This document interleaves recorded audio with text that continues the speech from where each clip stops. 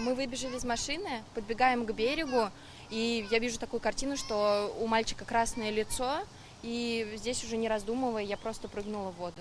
Все нормально? Да. Все, ребят, пожалуйста, не шутите.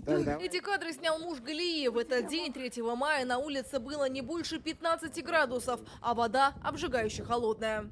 Беда могла случиться. Вы чё? Как выяснилось, двое второклассников, живущих в 3 километрах от озера, решили поплавать на надувном матрасе. Один из них в какой-то момент упал. Сначала мыслей вообще никаких не было, наверное, одна цель – только спасти. Я уже подплыла к тому моменту к мальчику, увидела, что он обессилен, и просто взяла его за одежду, на спину перевернула, чтобы он смог как-то отдышаться, и мы плыли уже назад. Было, конечно, тяжело от того, что вода ледяная, как-то она сковывает очень, плюс одежда, которая тяжесть создает, сковывает дыхание очень сильно.